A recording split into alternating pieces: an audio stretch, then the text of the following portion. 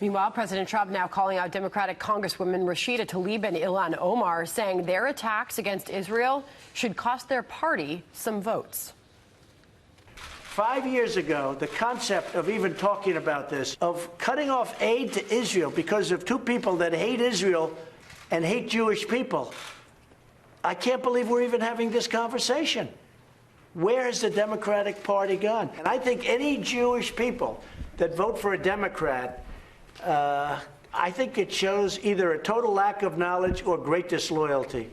Marc Thiessen is Washington Post columnist and a Fox News contributor. The president clearly trying to convince Democratic voters that these Democratic congresswomen go against their interest. Will it cost Democrats votes in the upcoming election? Well, I wouldn't have chosen those words exactly the way the president did, but his larger point is right. I mean, look, Ilhan Omar and Rashida Tlaib are anti-Semites, virulent anti-Semites. They've compared Israel to Nazi Germany. They advocate the BDS movement, the boycott movement that seeks the economic destruction of the state of Israel. Tlaib has said she supports a one-state solution, which means she doesn't support the existence of the state of Israel. So these people are really bad people. And the fact that the Democrats in Congress and the Democratic presidential candidates not only tolerate them, but are actually defending them is appalling. And look back just recently to when Congressman Steve King, Republican, made comments defending white supremacy. The Republicans on Capitol Hill stripped him of his committee assignments and passed a resolution condemning him. The Democrats have not done the same thing or can't bring themselves to do the same thing with Omar and Tlaib. Why not? Why is Ilhan Omar sitting on the House Foreign Affairs Committee, which is the committee that decides U.S. policy towards Israel? So the fact that they tolerate these anti-Semites in their midst really does call into question their fitness to set policy for Israel. You look back at the election results of 2016, Hillary Clinton got 71% of the Jewish vote to Donald Trump's 24%. It was even more prevalent in the 2018 midterm elections when Jewish voters backed Democrats 79% to 17% for Republicans. We'll see where that goes. Now to the president, a day after the White House said it was not under consideration, now saying he is considering a payroll tax cut. Here's the president. Payroll taxes. I've been thinking about payroll taxes for a long time. Whether or not we do it now or not is it's not being done because of recession.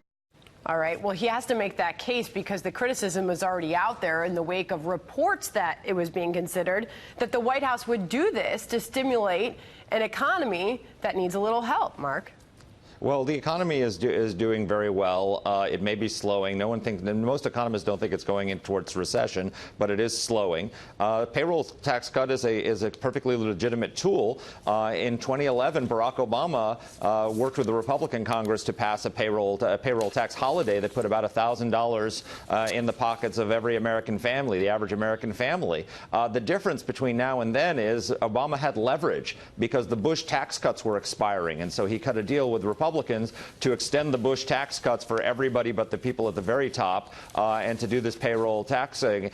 Trump has no such leverage with the Democrats right now. Nancy Pelosi isn't going to pass a payroll tax cut and give him an economic stimulus going into the election. Very interesting. A lot of talk about the economy and how exactly it looks. We're going to talk to Austin Goolsbee a little bit later in this show because there are big questions coming from both sides, and both sides are making strong cases. I want to go now to this talk about Greenland. What do you make of all of this? Now the president says he won't go to Denmark because they kind of said he can't be serious about this. Should it be taken seriously?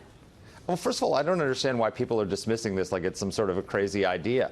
He's not the first president to want to buy Greenland. In 1946, Harry Truman offered Denmark $100 million in gold bars in exchange for Greenland because it was a necessary, had a military necessity at the time. It's strategically placed, and now that the military reason isn't there anymore because we have a military base there in perpetuity. But it's incredible. It has incredible natural resources, and actually, what makes it even even more valuable is global warming, because the sea ice is melting.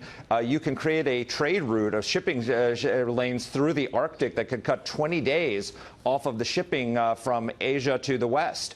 So it could be the next Panama Canal. There are benefits to global warming as well as downsides. But for all these reasons, Denmark might not want to sell because actually they're sitting on a gold mine.